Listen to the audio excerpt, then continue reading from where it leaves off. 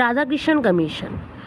দেশ স্বাধীন হওয়ার পর 1948 সালের 4 নভেম্বর দেশের উচ্চশিক্ষা ব্যবস্থার মানোন্নয়ন এবং কাঠামোগত সংস্কারের জন্য ভারত সরকার এই কমিশন গঠন করে। এর সভাপতি ছিলেন প্রখ্যাত শিক্ষাবিদ এবং ভারতের প্রাক্তন উপরাষ্ট্রপতি ও পরবর্তী রাষ্ট্রপতি সর্বপল্লী রাধাকৃষ্ণন।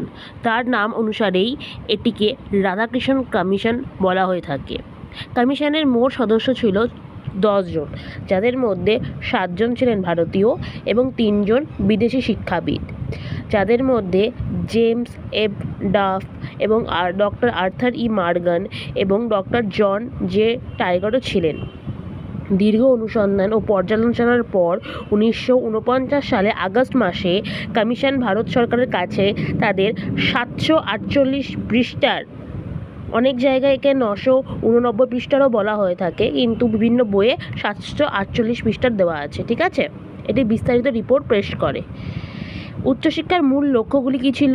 প্রথম ছিল নেতৃত্বের গুণাবলী বিকাশ, অর্থাৎ রাজনীতি, প্রশাসন, শিল্প, বাণিজ্য ক্ষেত্রে দেশের ভবিষ্যৎ নেতৃত্ব তৈরি করার ওপর এরা ফোকাস করে।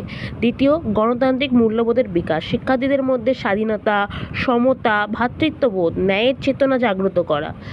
তারপরে সংস্কৃত ও ঐতিহ্যের সংরক্ষণ, ভারতীয় প্রাচীন সংস্কৃতির মূল নির্যাস নির্ধারণ করা এবং আন্তর্জাতিক বোধের বিকাশ ঘটানো। পরবর্তী ছিল জ্ঞান ও প্রসারের বিকাশ, শিক্ষা কেবল মানসিক প্রশিক্ষণ নয়, এটি যাতে মানুষের প্রজ্ঞা, অন্তরে আত্মিক বিকাশ ঘটায় তার ব্যবস্থা করা। অর্থাৎ কেবলমাত্র পুঁথিগত শিক্ষা মুখস্থ করলেই হবে না, একটা প্রকৃত মানুষে পরিণত হতে হবে। কমিশনের প্রধান সুপারিশগুলো কী ছিল দেখে নিই চলো। উচ্চশিক্ষা কাঠামোর ক্ষেত্রে প্রথমত ন্যূনতম যোগ্যতা হবে ইন্টারমিডিয়েট বা দ্বাদশ শ্রেণী, মানে বিশ্ববিদ্যালয়ে যদি তোমাকে ভর্তি হতে হয় তাহলে কম করে তোমাকে দ্বাদশ শ্রেণী পাশ করতে হবে। উচ্চ মাধ্যমিক বা ইন্টারমিডিয়েট স্তরের পর স্নাতক ডিগ্রি বা তোমার 3 বছরের গ্র্যাজুয়েশন হবে। শিক্ষাক্ষেত্রে অতিরিক্ত ভিড় কমাতে প্রতিটি মহাবিদ্যালয়ে ছাত্র সংখ্যা সর্বোচ্চ 1500 এবং বিশ্ববিদ্যালয়ে সর্বোচ্চ 3000-এর মধ্যে সীমাবদ্ধ রাখার কথা বলা হয়ে থাকে। শিক্ষার পাঠ্যক্রম মূলত 3 ভাগে ভাগ করা হয়েছিল। প্রথম, সাধারণ শিক্ষা, যার মধ্যে মানবিকতা, সামাজিক বিজ্ঞান, সাধারণ জ্ঞান এগুলো ছিল। বৃত্তিমূলক শিক্ষা, যার মধ্যে কৃষি, আইন, চিকিৎসা, কারিগরি, প্রযুক্তিগত শিক্ষার ব্যাপক প্রসার। তারপরে বিজ্ঞান শিক্ষা, গবেষণাগারের মানোন্নয়ন এবং ফলিত বিজ্ঞানের ওপর জোর দেওয়া হয়েছিল।